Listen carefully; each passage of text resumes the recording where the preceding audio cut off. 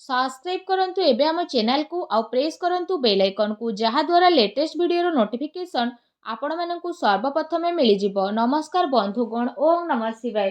बंधुगण, आजिर वीडियो रे आमे आपण मानकु कहिबु तृतीय सप्ताह अर्थात 15 रु 21 तारिख पर्यंत समय आपणकर किपरि कटिबो, केउ प्रकारर ए सप्ताह को आपण प्लानिंग करिवे, ए सप्ताह आपणकर किपरि कटिबो, विशेष भाବରେ जदि कहबा केउ सब जिनिस रे आपणकु फायदा मिलिबो, केउ सब जिनिस रे आपणकु सावधानता अवलंबन करबाकू पड़िबो, आपणक लव लाइफ, कैरियर, बिजनेस, व्यापार ए सप्ताह रे किपरि रहिबो, ता सहित प्रतिटी दिन को आपण किपरि कटेइबे, स्वास्थ्यर महत्वपूर्ण इनफॉरमेशन मध्ये आमे वीडियो रे आपण मानकु देबु।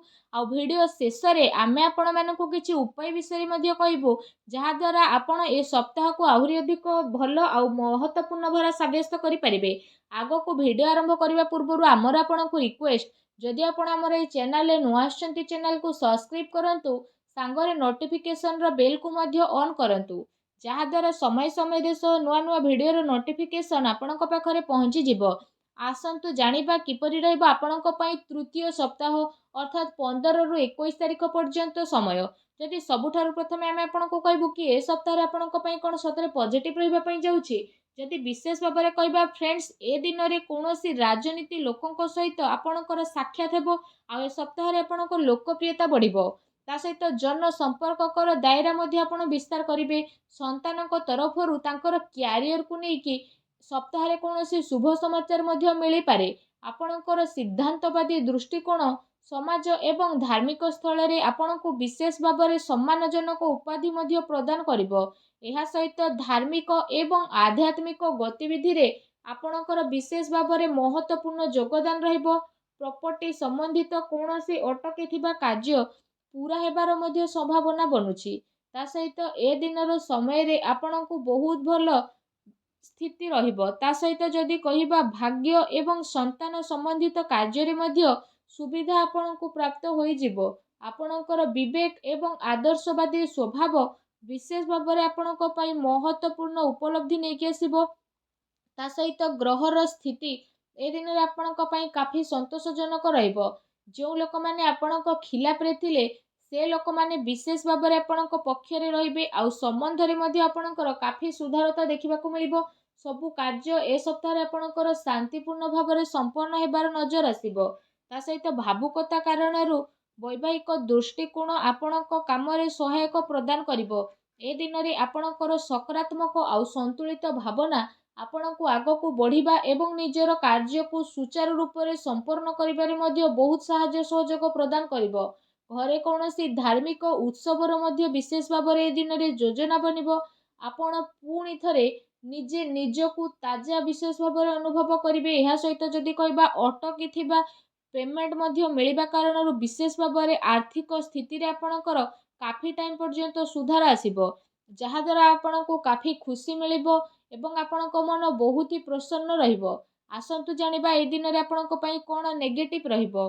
कोनोसी भी प्रकारर उधारी ठारू ए सप्ताह रे आपण दूरी रुहंतु। धन लेण देण संबंधित कार्य करिबा ठारू आपण छलना बा धोकार मध्ये शिकार होई पारंती। कोनोसी भी काम करिबारे अधिक भाबी चिंती कि निजर टाइम को लगांतु नाही। एहा द्वारा समय आपणक हातरू बाहरी मध्ये जाई पारे। सामाजिक संपर्क को मधुर बनाई के रखिबार अति आवश्यकता रहिछि, कारण केबे केबे किछि नकारात्मक पुरुणा कथा पुणी थरे मध्ये उठी पारे, जहा द्वारा जदि कहबा आपण निजर मनोबल रे काफी टाइम पर्यंत कमी अनुभव करिवे। निजर स्वभाव को पॉजिटिव बनै कि आपण रखंतु। ए कथार मध्ये आपणको ध्यान देबार आवश्यकता रहिछि कि आपणकर सरल स्वभावर किछि लोक माने भूल फायदा मध्ये उठाई पारंती, जहा द्वारा विशेष भाବରେ आपणक मनर स्थिति किछि विचलित मध्ये होई पारे। अन्यर कथा को सुलझेइबारे आपणकर केते सारा महत्वपूर्ण कार्य मध्ये अटकी पारे। कोनोसी प्रकारर जदि कहा सहित वादा करिसेंती तो ताको पूरा करंतु, नचेत समाज रे आपणकर इमेज बिगिड़ी पारे। आउ किछि लाभदायक मौका मध्ये आपणक हातरू बाहर जिबार विशेष संभावना बनुछि। एहा सहित जदि कहिबा देखा देखी प्रक्रिया रु आपण दूरी के रुहंतु। ए समय रे धन संबंधित किछि नुकसानदायक स्थिति मध्ये हेबो, जहा द्वारा जदि कहबा कोनोसी भी प्रकारर निवेश को आपण ए समय रे बाहर करि दियंतु। संपत्ति संबंधित विवादीय मामला रे ଧ୍ୟାନ ରଖନ୍ତୁ କି ଭାଇଙ୍କ ସହିତ ସମ୍ବନ୍ଧ ଆପଣଙ୍କର ଖରାପ ନ ହେଉ। ପିଲାଙ୍କର ଗତିବିଧିରେ ଧ୍ୟାନ ରଖିବାର ଅତି ଆବଶ୍ୟକତା ରହିଛି।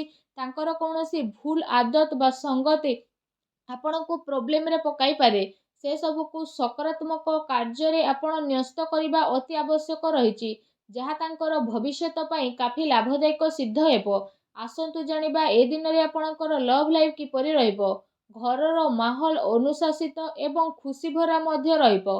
ପ୍ରେମ ସମ୍ବନ୍ଧରେ ମର୍ଯ୍ୟାଦା ବନେଇ ରଖିବାର ଆବଶ୍ୟକତା ରହିଛି। ଆପଣ ଆପଣଙ୍କର ସମସ୍ୟାକୁ ସୁଲଝେଇବାରେ ନିଜର ଜୀବନସାଥୀ ଆଉ ପିଲାଙ୍କର ପୁରା ସହଯୋଗ ମିଳିବ, ଯାହାଦ୍ୱାରା ଆପଣଙ୍କର ଆତ୍ମବିଶ୍ୱାସ ମଧ୍ୟ କାଫି ଭଲ ବନିକି ରହିବ। ଅତି ସମ୍ପର୍କୀୟ ଲୋକଙ୍କ ସହିତ ମେଳ ମେଳାପ ଏବଂ ବୁଲାବୁଲିର ଏ ସପ୍ତାହରେ ଆପଣଙ୍କର ଛୋଟ ମୋଟ ପ୍ରୋଗ୍ରାମ ବନିପାରେ, ଯାହାଦ୍ୱାରା ଘର ପରିବାରର ବାତାବରଣ ଆପଣଙ୍କର ଖୁସିଭରା ଆଉ ସୁଖଦପୂର୍ଣ୍ଣ ରହିବ। ଆସନ୍ତୁ ଜାଣିବା ଏ ସପ୍ତାହରେ ବିଶେଷ ଭାବରେ ଆପଣଙ୍କ ବ୍ୟବସାୟ କ୍ୟାରିୟର କିପରି ରହିବ। ଯଦି କହିବା କାର୍ଯ୍ୟସ୍ଥଳରେ ନିଆଯାଇଥିବା ଠୋସ୍ ନିର୍ଣ୍ଣୟ ଆପଣଙ୍କ ପାଇଁ ବହୁତ ଭଲ ରହିବ ଆଉ ସଫଳତା ମଧ୍ୟ ଆପଣଙ୍କୁ ଅବଶ୍ୟ ମିଳିବ। ଏ ଦିନରେ ମାର୍କେଟିଂ ତଥା ପେମେଣ୍ଟ କଲେକ୍ଟ କରିବା ଯେଭଳି କାର୍ଯ୍ୟରେ ଆପଣ ଆପଣଙ୍କ ଟାଇମକୁ ସ୍ପେଣ୍ଡ କରିବେ, ସେୟାର ଏବଂ ରିସ୍କ ପ୍ରଭୃତି କାର୍ଯ୍ୟରେ ବିଶେଷ ଭାବରେ ଦୂରେଇକି ରୁହନ୍ତୁ। ଆପଣଙ୍କ ସହ ଛଳନା କିମ୍ବା ଧୋକାଧଡ଼ି ମଧ୍ୟ ହୋଇପାରେ। ଚାକିରିରେ କୌଣସି ପ୍ରକାରର ସ୍ଥାନ ପରିବର୍ତ୍ତନ ବିଶେଷ ଭାବରେ ଆପଣଙ୍କ ପାଇଁ ଯୋଗ ବନୁଛି। କାର୍ଯ୍ୟସ୍ଥଳରେ କୌଣସି ପଡ଼ୋଶୀଙ୍କ ଦ୍ୱାରା ଲଢ଼େଇ ଝଗଡ଼ା ଯେପରିର ସ୍ଥିତି ମଧ୍ୟ ବନିବ। କିଛି କାନୁନି ବା ନିବେଶ ସମ୍ବନ୍ଧିତ ବିଶେଷ ଭାବରେ ଜଟିଳ କାମର ଆପଣଙ୍କୁ ସାମ୍ନା ମଧ୍ୟ କରିବା ପାଇଁ ପଡ଼ିବ। ବ୍ୟବସାୟିକ କାର୍ଯ୍ୟ ପ୍ରଣାଳୀରେ ପରିବର୍ତ୍ତନ ଆଣିବା ଆପଣଙ୍କ ପାଇଁ ଅତି ଆବଶ୍ୟକ ରହିଛି, ଯାହା ପାଇଁ ଆହୁରି ଅଧିକ ବେହତରିନ ପରିଣାମ ଆପଣଙ୍କୁ ହାସିଲ ମଧ୍ୟ ହେବ। ତା ସହିତ ବ୍ୟବସାୟିକ ପ୍ରତିଷ୍ଠାନରେ ଅନୁଭବୀ ଆଉ ପରିବାରର ବରିଷ୍ଠ ଲୋକଙ୍କର ଅନୁମତି ଏବଂ ସହମତି ଦ୍ୱାରା କାର୍ଯ୍ୟ କରିବା ଦ୍ୱାରା ଆପଣଙ୍କର କାଫି ସମସ୍ୟା ବହୁତ ଆସାନୀରେ ସୁଲଝି ମଧ୍ୟ ଯିବ। ଧନ ଲେଣଦେଣ ସମ୍ବନ୍ଧିତ କାର୍ଯ୍ୟରେ ଅଚାନକ କୌଣସି ଲାଭଦାୟକ ସ୍ଥିତି ମଧ୍ୟ ଆପଣଙ୍କର ବନିବ, ଯାହାଦ୍ୱାରା ଆପଣଙ୍କୁ କାଫି ଖୁସିର ଅନୁଭବ ହେବ। କାର୍ଯ୍ୟକ୍ଷେତ୍ରରେ ଯାହା ଆପଣ ପରିବର୍ତ୍ତନ ସମ୍ବନ୍ଧିତ ଯୋଜନା ବନଉଥିଲେ, ତ ସେସବୁ ଉପରେ ରାଜ କରିବାର ଉଚିତ ସମୟ ଏବେ ଆସିନାହିଁ। ଏ ସମୟରେ ଆପଣ ନିଜର ଅଧିକତମ କାର୍ଯ୍ୟ ଊର୍ଜା ନିବେଶରେ ଲଗାନ୍ତୁ। ବର୍ତ୍ତମାନର ଗତିବିଧିରେ ଆପଣ ନିଜର ଧ୍ୟାନ କେନ୍ଦ୍ରିତ କରନ୍ତୁ। ଏହା ଆପଣଙ୍କ ପାଇଁ ବହୁତ ହି ଭଲ ରହିବ। ଆସନ୍ତୁ ଜାଣିବା ଆପଣଙ୍କର ସ୍ୱାସ୍ଥ୍ୟ ଏ ସପ୍ତାହରେ କିପରି ରହିବ। ଯଦି କହିବା ଏ ସପ୍ତାହରେ ଆପଣଙ୍କ ସ୍ୱାସ୍ଥ୍ୟ ବହୁତ ଭଲ ରହିବ, କିନ୍ତୁ ପୁଣି ଦିନଚର୍ଯ୍ୟାକୁ ବ୍ୟବସ୍ଥିତ ବନେଇକି ରଖିବା ଆପଣଙ୍କ ପାଇଁ ଅତି ଆବଶ୍ୟକତା ରହିଛି। ଏହା ପାଇଁ ଆପଣ ଆପଣଙ୍କର ଖାଦ୍ୟପେୟରେ ଧ୍ୟାନ ଦିଅନ୍ତୁ। ତା ସହିତ ଆପଣ ଆପଣଙ୍କ ସ୍ୱାସ୍ଥ୍ୟକୁ ଆହୁରି ଅଧିକ ଭଲ ରଖିବା ପାଇଁ ପ୍ରତ୍ୟେକ ଦିନ ଯୋଗ କରନ୍ତୁ, ବ୍ୟାୟାମ କରନ୍ତୁ ଏବଂ ସୁସ୍ଥ ରୁହନ୍ତୁ। ଆସନ୍ତୁ ଜାଣିବା ଏ ସପ୍ତାହରେ ଆପଣଙ୍କ ପାଇଁ କ'ଣ ବିଶେଷ ଉପାୟ ରହିଛି। ଏ ସପ୍ତାହରେ ବିଶେଷ ଭାବରେ ମା ଲକ୍ଷ୍ମୀଙ୍କର ପୂଜା ଆରାଧନା କରନ୍ତୁ, ଛୋଟ ପିଲାଙ୍କୁ ଚକୋଲେଟ୍ ଦିଅନ୍ତୁ, ସାବୁଦାନାର କ୍ଷୀରି ବନାନ୍ତୁ। ତା ସହିତ ସେ କ୍ଷୀରିରେ ଆପଣମାନେ ଚିନି ବଦଳରେ ମିଶ୍ରି କରନ୍ତୁ। ଆଉ କ୍ଷୀରି ଯେତେବେଳେ ପ୍ରସ୍ତୁତ ହୋଇଯିବ, ତ ସେଥିରେ ଆପଣ ଅଳ୍ପ ଟିକେ କେଶର ପକାନ୍ତୁ। ଆଉ ତାପରେ ଆପଣ ସେ କ୍ଷୀରିକୁ ସବୁଠାରୁ ପ୍ରଥମେ ମା ଲକ୍ଷ୍ମୀଙ୍କ ପାଖରେ ଭୋଗ ଲଗାନ୍ତୁ। ଏହାପରେ ଆପଣ ସେ କ୍ଷୀରିକୁ ମା ଲକ୍ଷ୍ମୀଙ୍କ ସମର୍ପଣ କରିକି ଗରିବ ଲୋକଙ୍କ ଭିତରେ ବାଣ୍ଟି ଦିଅନ୍ତୁ। ଏପରି କରିବା ଦ୍ୱାରା ମା ଲକ୍ଷ୍ମୀ ବହୁତ ଶୀଘ୍ର ପ୍ରସନ୍ନ ହେବେ ଏବଂ ଆପଣଙ୍କର ସମସ୍ତ କଷ୍ଟକୁ ଦୂର କରିବେ। ମା ଲକ୍ଷ୍ମୀଙ୍କୁ ଭଲ ପାଉଥିଲେ ସଚ୍ଚା ଦିଲରେ କମେଣ୍ଟ ବକ୍ସରେ ଜୟ ମା ଲକ୍ଷ୍ମୀ ଅବଶ୍ୟ ଲେଖନ୍ତୁ ଓ ଭିଡ଼ିଓକୁ ଲାଇକ୍ ଆଉ ସେୟାର କରିବା ପାଇଁ ଆଦୌ ବି ଭୁଲନ୍ତୁ ନାହିଁ। ଧନ୍ୟବାଦ।